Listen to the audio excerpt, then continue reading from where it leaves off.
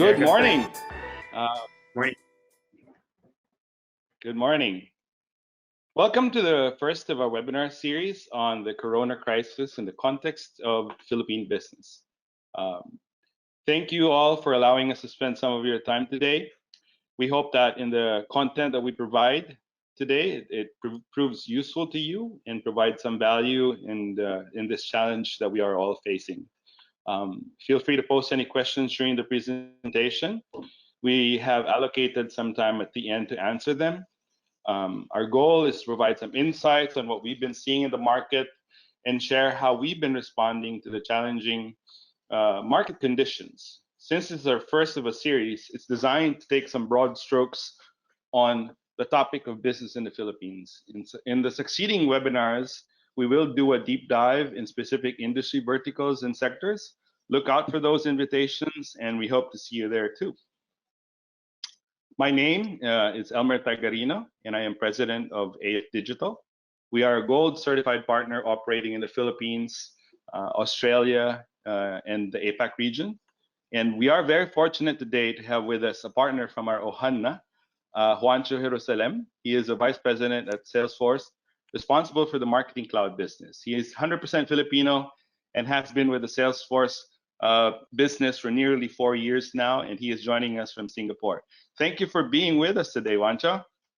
Thank you, Elmer. It's great to be with our comrades back home in the Philippines. So really exciting topic. My name is Juancho Jerusalem. As what Elmer said, I've been in Salesforce for close to 4 years now. My first 3 years were focused on the Asia region, so the entire Asia. So there's a lot of travel in countries like China, Hong Kong, Taiwan, Vietnam. But this financial year, we've made a conscious decision for select leaders to just focus on Thailand and Philippines. So that's my prime focus this financial year, because we will be investing heavily into these two growth countries. Very proud to say that despite the crisis over the past 2 or 3 months, we were still able to post growth in the Philippines and in Thailand for Marketing Cloud. So I'm really keen to share my experience and my expertise, and also at the same time hear more about your questions and your challenges, so that both AFD and Salesforce can help you guys out. Elmer, over to you. Thank you, Juancho. Amazing. So let me put it out there. Not all business can be business as usual. Okay, I suppose none of us on this call has ever had any experience around handling a crisis like this. So different industries and sectors are clearly impacted at varying degrees, and everyone is largely trying to respond to the crisis. Some companies may have been prepared with a crisis response playbook, and we're lucky enough to plan for a pandemic scenario. But how many of us have had this in our playbook? So our agenda for today really is four topics. First, we will go through what is our view on the impact of COVID-19. According to an online survey conducted in the Philippines around February, about 75% of Filipinos perceive that the economic impact of the pandemic would be to the international economy. And surprisingly, fewer thought that there will be an impact to the national economy. Note that this is a study done prior to the lockdown. The perception most likely has changed after the start of the lockdown, and would have been. It's going to be, I think, really very interesting to see how big of a shift in this perception has happened since. The Philippines has been in lockdown since March 15, so we're basically in our 10th week, and the government has been doing its best to adapt to ever-changing situations. This table actually shows results from an analysis done by the National Economic Development Authority. It was published in March, and the impact to employment is pretty significant, as this situation could impact upwards to 1.8 million people. Adverse impact is expected until June, but with external trade really being able to recover much earlier than other sectors. Just as most businesses today are taking measures to conserve cash, our research also shows that 54% of consumers are no longer considering the purchase of big ticket items over the next 3 months.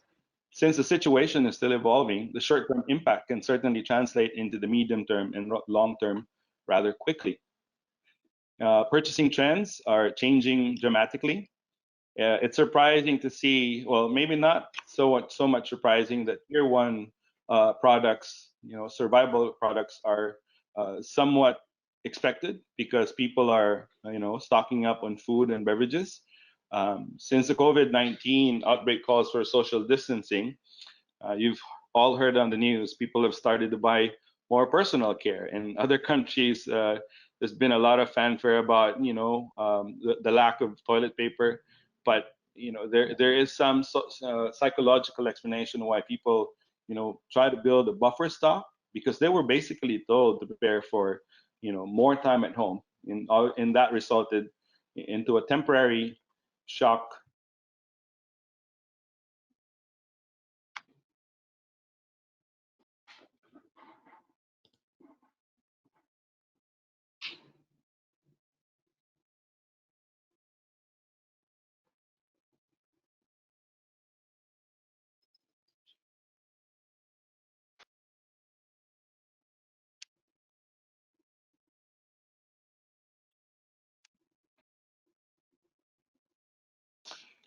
Here are the headlines of what we've been seeing today.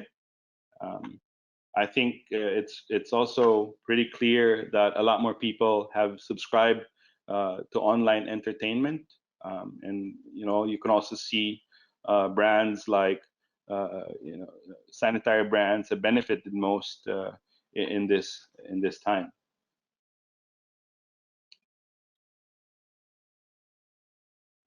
Now in the Philippines, research also shows that the Philippine economy could contract for the first time in more than 2 decades this year due to the fallout from the coronavirus pandemic. The Economic Planning Agency said that the growth drivers like consumption, tourism, and trade will take a hit with half of the country's population under lockdown. And certainly when strict travel restrictions remain in place. Um, they say that growth could now be between negative 6.6% to 4.3% without any mitigating measures, adding that the estimates assume that the adverse impact of the fast spreading virus will be felt until June. And this drop is actually quite significant considering the growth target set by the government being around 6.5% to 7.5% for the year. With all these numbers, so what do we do now? The next topic in our agenda is really about having a tactical response. So a pandemic is really not normal. And the most important thing in a tactical response, in our view, is this first step. It's all about being able to take care of yourself and your people around you. Before any tactical response is ever made, step one needs to be the prime directive. Our company belongs to the IT BPO industry, and this message actually resonates quite well as our people are our products. One of the most obvious consequences of the current pandemic will be the infusion of data-enabled services into ever more all aspects of our life. Digital transformation is going to be even a bigger imperative for organizations in the short term. In 2019, a survey was done of directors, CEOs, and senior executives, found that digital transformation was actually their number one concern. However, only 70% of these initiatives actually did not reach their goal. And contrary to popular belief, digital transformation is less about technology and more about people. You can pretty much buy any technology, but your ability to adapt to an even more digital future depends on developing the next generation of skills, basically closing the gap between talent supply and demand and future-proofing your own and others' potential. So let's go into a tactical response. Our opinion is it's based on a three-pronged approach. Being very agile means you need to start shifting sales strategies online.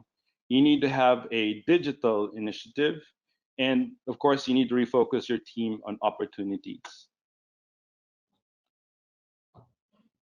What does the first response mean about shifting online?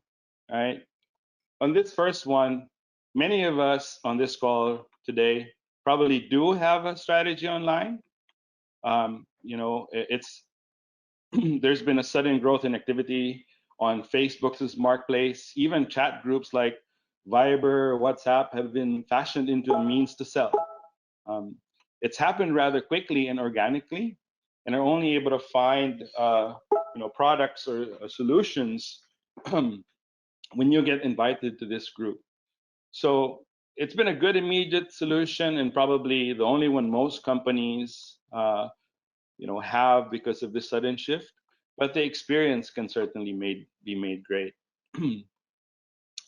Admittedly, as a business, we ourselves have relied mostly on traditional selling practices, and likewise have been forced to rethink our strategy and approach. Many platforms exist today that allow you to build a marketplace quickly. And in fact, we just concluded a webinar right before this session that describes what we've done for ourselves. In case you missed that, look out for the recording that was published. You can also indicate in the questions or the chat to us you're interested in this, so we can inform you as soon as that is published.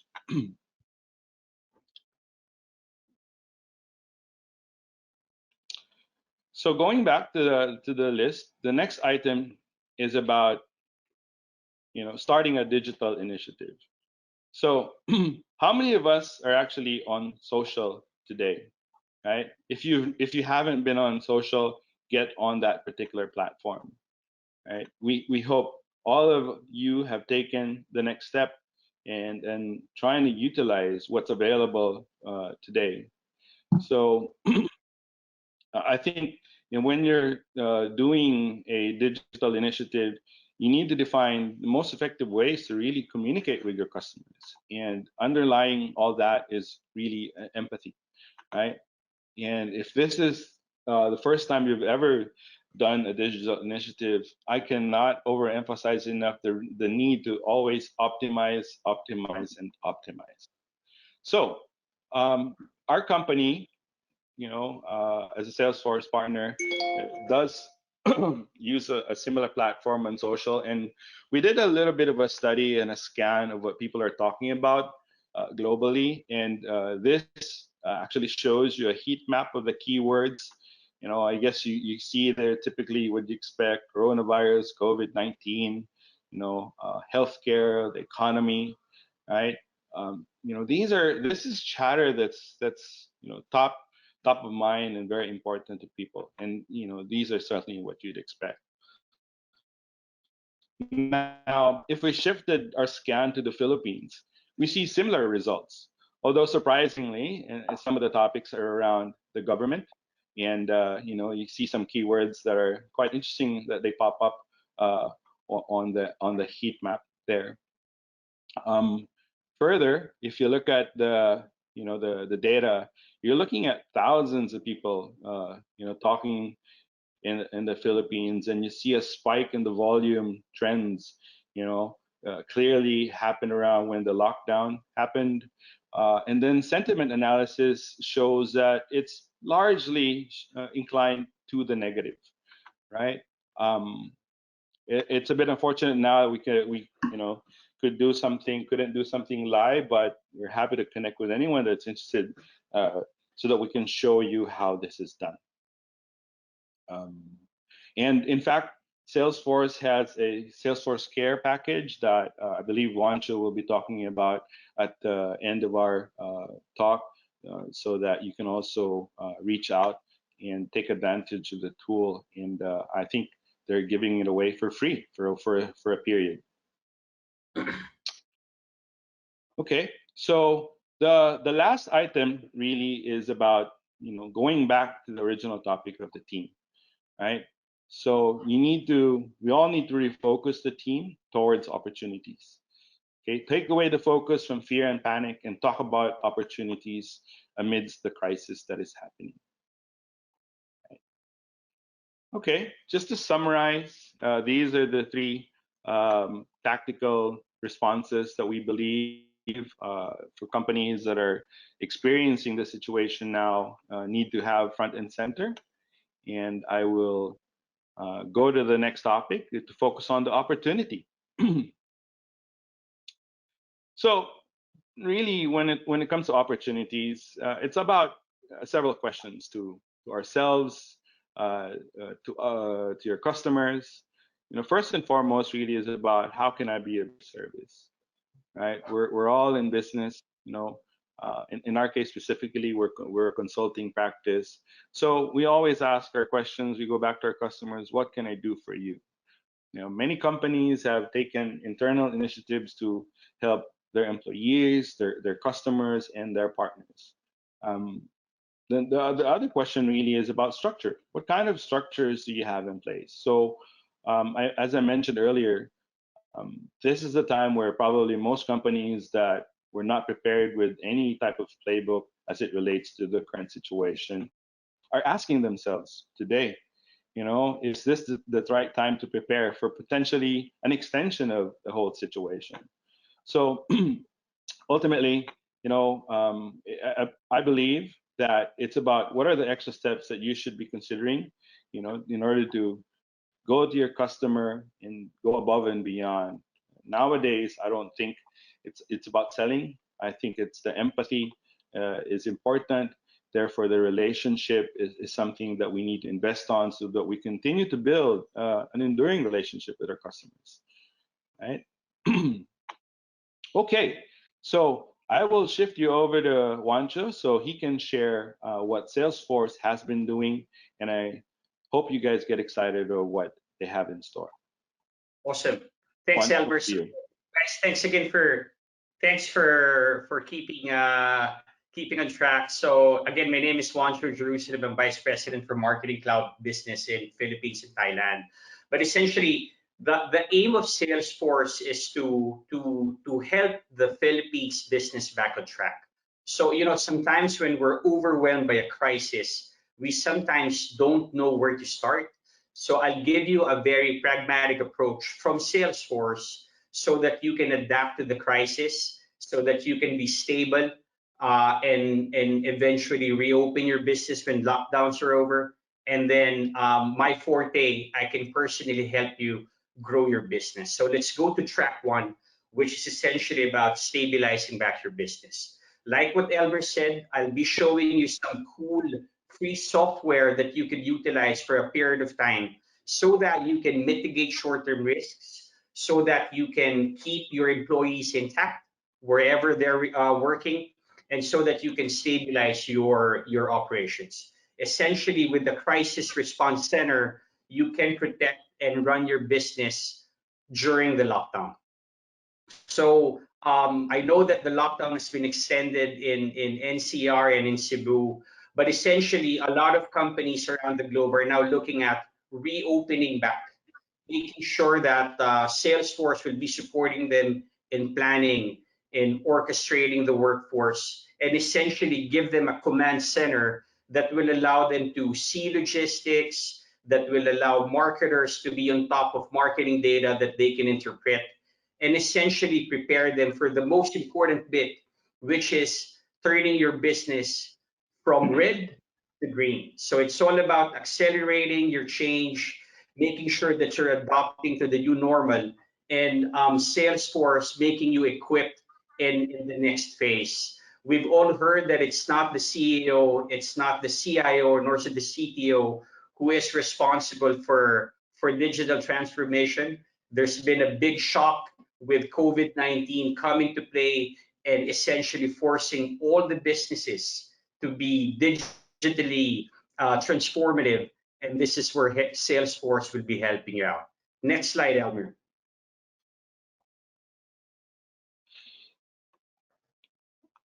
So I did say that Salesforce cares.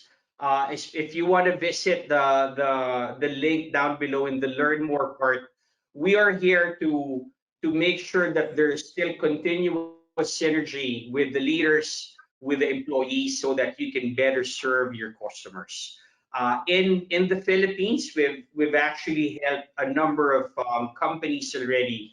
Like for example, I couldn't name them, but I'll give you some samples. Like the top healthcare provider in the Philippines, we've helped them with some of our free solutions. We are currently working with top banks so that they can listen in to their prospects, to their customers, and to a certain degree their competitors, so that they understand how they can better serve their customers. We've actually helped IT companies, we've even helped gaming companies and retail, and the list goes on. But essentially, the role of Salesforce to stabilize both the private and public sectors in the Philippines is to hold your hand during the crisis, making sure that we're guiding you and we're helping each other become some sort of a family, so that as leaders and as employees, we are helping our customers. Next slide, Albert. So we now go to the more exciting bit, which is all about reopening the workforce or the workplace. So essentially, for the leaders, we want to equip them. We want them to keep leading. We want them to keep inspiring, to become captains that are very informative, that care for their employees. And we will equip them with solutions that will make them continue to collaborate, not just with other leaders, but also with their employees.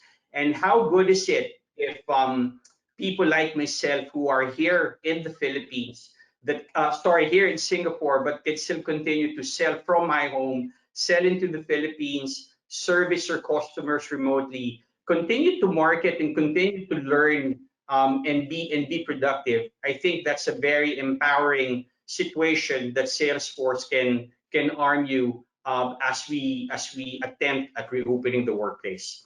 Last but not the least, for your customers, obviously, we are now, as I mentioned, forced to go digital. So the ones who are doing it one by one, the one who are doing it very personalized in their approach, are the ones who are going to thrive and survive the crisis.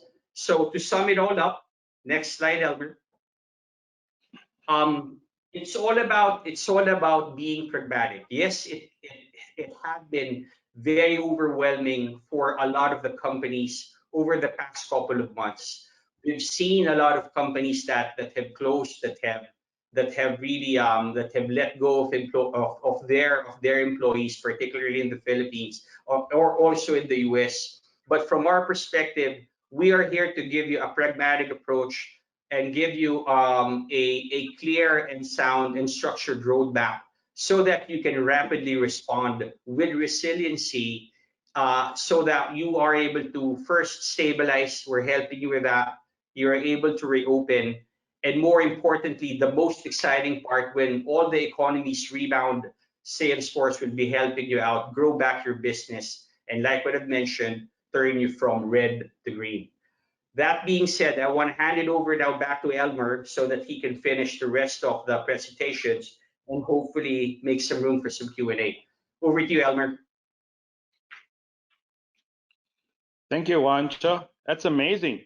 Really, there's nothing much left to say, but it's a really great way to cap off this session, and we are open for some questions. Awesome. We have about 20 minutes actually. So I said 20 minutes. Actually, we're a bit early. So we're happy to take in any questions from the attendees. I think we have about 29 of them. That's right. Or any questions from the chat room.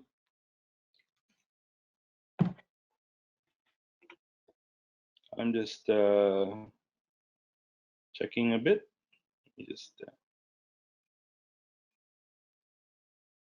So I think whilst everyone is thinking of the questions they wanted to ask, Elmer did say that this is the start of a series of webinars that we plan to do all throughout the months of May and June. I can relate to the fact that there's been webinar fatigue, because you would have seen webinars from different companies similar to Salesforce and AFD. But what the benefit of these webinars is we can spend more time with, say, for example, retail company specific to their needs. That's going to happen sometime in a couple of weeks from now on Wednesday. We can give you some best practice advice on what other similar companies in the US or in Europe where coronavirus has been really prevalent, and make sure that we are teaching you and holding your hand to rebound from these challenges. There's also a specific webinar focused on the health industries. Very important, very interesting also, financial services and insurance. Incredible changes there from a digital transformation perspective. And last but not the least, how can the property sector recover back from the challenges that we've had the last couple of months due to COVID-19? So I'm not sure if we have questions from the team or feedback. I am not seeing anything right now. So I think, yeah. But I just want to again remind everybody about the upcoming webinars. So you see it on your screen. You can certainly register for these, and we're happy to invite you again. Oh, hang on. There is one question that came up. So let me read through it. All right. So Salesforce is also giving out free level up vouchers to help the Salesforce economy and the PH. Yeah, that's great feedback. Thank you, Adrian. That is quite true for customers and partners that are, spending this time to sharpen the saw. That is certainly of great benefit. So thank you to our Salesforce Ohana for giving out those free vouchers. Amazing. Yeah, I saw a question. If there's one piece of advice we can give for some of the industries that we've mentioned here, I think I'll start with retail, right? I think retail is similar to the transport or airline companies, even in tourism, have been hardly hit by COVID-19, right? So obviously malls are still closed. Even in Singapore, there's parts and packets in the globe that are starting to reopen, but it's an incredible problem to have, right? So with no foot traffic, next to zero foot traffic, but I guess from an advice standpoint, we're forced to go digital. And the advantage of digital is there's two time limits to being open. We've seen rapid implementations of e-commerce being implemented by Salesforce and some of our partners, which have allowed these brick and mortar stores to be open 24 by 7. So if you could just reimagine retail where, yes, you might have a few physical stores open, but online you can have a better and a bigger span of control and a bigger cloud. I'll give you an example from an event standpoint. We've had events where it had been reimagined or done online. Like for example, we had a Sydney event a couple of months back where the most that we can invite physically would be about 20 to 25,000 different prospects coming in from Southeast Asia and all parts of APAC essentially. That single event generated tenfold, about 250,000 customers. So if you can imagine from a retail standpoint, if we can reimagine, if we can get our staff to be trained up, be more digitally savvy, then this crisis may have been a blessing rather than a challenge, right? If you think in that terms. I couldn't agree more, Juan. So there is a question actually in relation to that. So it's about, yes, it's true that most businesses are aware of doing an online footprint today, especially on social media. But most of those businesses are targeting the B2C market. So what is the approach to take in order to address the B2B market? Okay. Well, if you would think about it, right? A lot of industries are now becoming B2B to C. there's now D2C or direct to consumer, right? So I think in helping B2, and as I mentioned in the slides earlier, we in Salesforce are giving free software from collaboration software, from selling software, from social listening software or cloud solutions, so that we can get these businesses back on track and stabilize and have some sense of stability and control, at least for what, maybe the next 2 or 3 months before they can go back and operate in the new normal.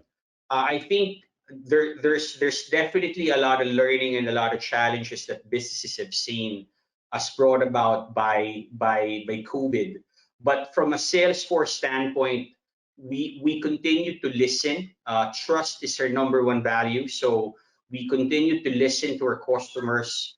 We continue to listen into our peers in the industry so that we can better serve these businesses and get them to reopen and go back to growth.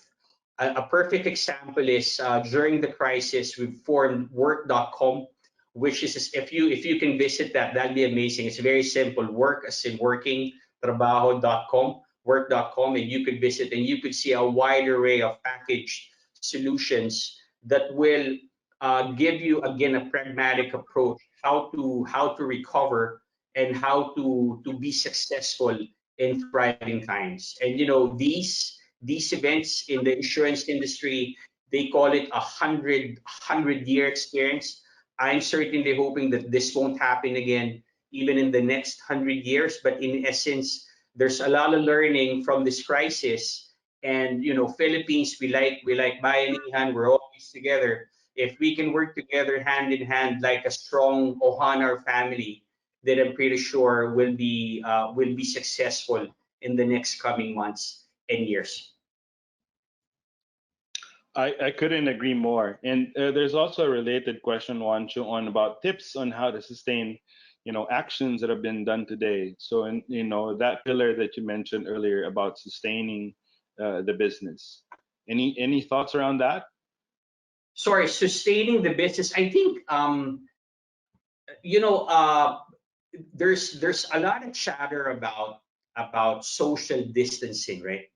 But if you would really think deep and think about it, we've never been socially distanced. We have been physically distant to one another. I haven't seen a physical workmate in the past almost 2 months, right? But um, to answer that question, Elmer, we've become very socially adaptive. We've become very socially adept in the sense that I call my mom on a daily basis. I'll give her a call on Viber. She would always complain that her hair is always wet because she sees herself in the camera. Wala daw nagkukulay ng buhok niya. But in essence, if you put it into context, from a workplace perspective, I have a large team. I've been connected to them almost, my connecting to them have improved like at least by fivefold or sixfold. When we do things on a one-on-one basis, yes, there's connection, but when you're more remote, there's a lot of effort to prove that obviously you're doing a lot, that you're working to prove sometimes your existence. And yeah, so yeah, I mean, it has forced us to become more digital and become more connected more than ever. I couldn't agree more. In the similar fashion, AFDigtal had to respond quickly, right? So there's always that initial response to the crisis, and then sustaining it is certainly key, right? It's an evolving situation. Some companies have it in their DNA that they've been working remotely. We truly believe that part of us, I guess 80, 90% of us is like that because we've been mostly working with customers outside of the Philippines.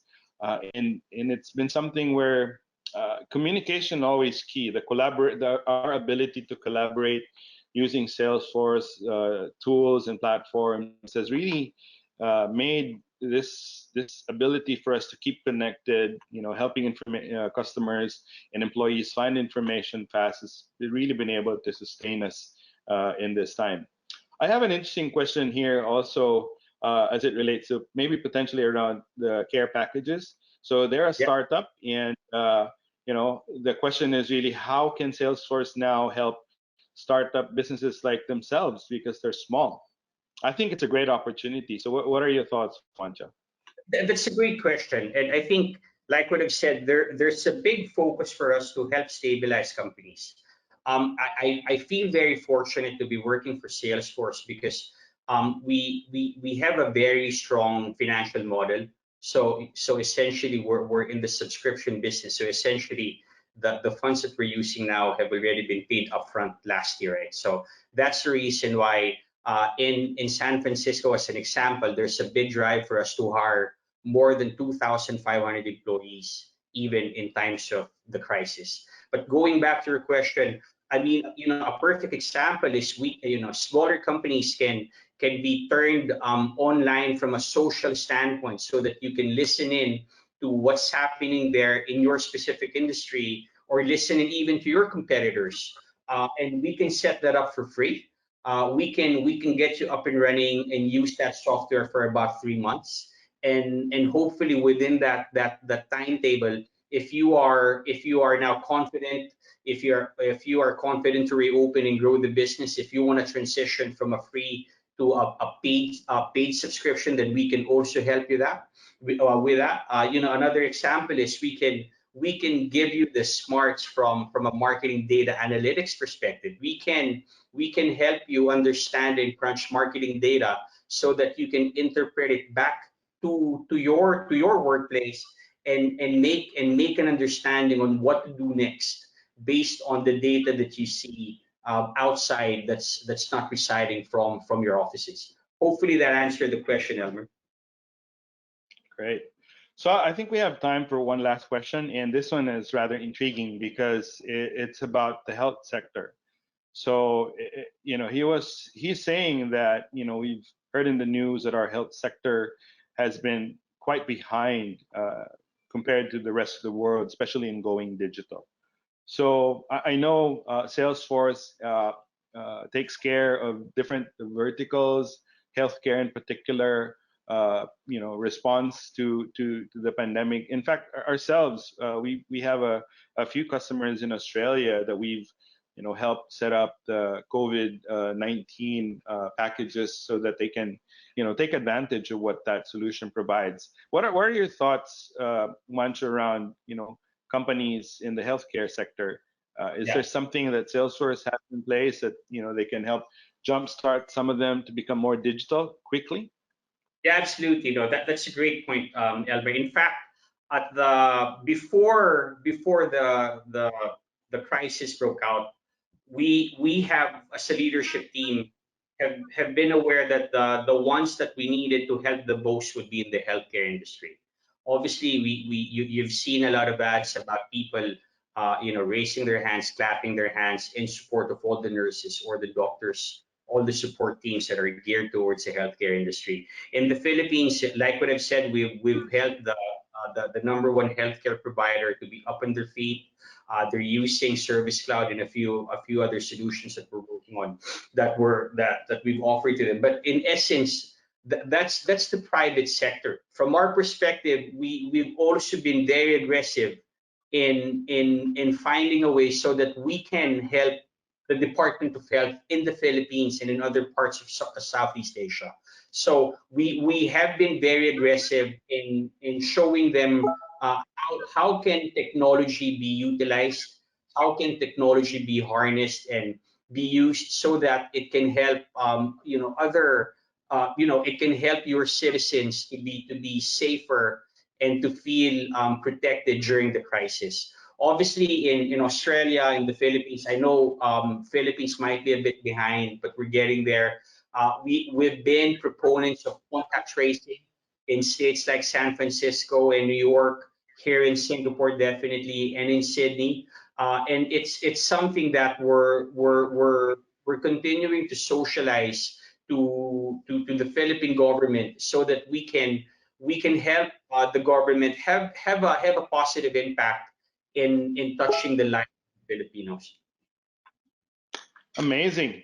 So we got about 4 more minutes before we end our session. I really would like to take this opportunity to thank everyone that have spent their precious time with us today. This is the first of the set of series. Hopefully, we shared ideas and information to you that proves value. We are open to, you can reach out to me and Juancho directly, and we will be happy to help you out. So, any last words, Juancho? No, I want to obviously keep safe, everyone. I haven't been back for about what the last I was back, I think 13th of March. So it's been a long time. So I have my, there's a lot of people that saying that we can't travel up until maybe the end of the year, beginning this year. I don't believe that. I'm really keen to go back. I've got family. Some of them are actually in this webinar. So I've got family in Mandaluyong, in Makati, in the Philippines. So yeah, like what I've said, despite of the crisis, Salesforce is investing in the Philippines. You will be seeing a physical office there from Salesforce sooner rather than here. And yeah, I'm looking forward to the next series, which I think is on the 27th. It's about retail. And other than that, keep safe, everyone, and thank you. And I'm looking forward to speaking to everyone soon. All right, amazing. Thank you, everybody. Have a great day. Take care. Bye-bye.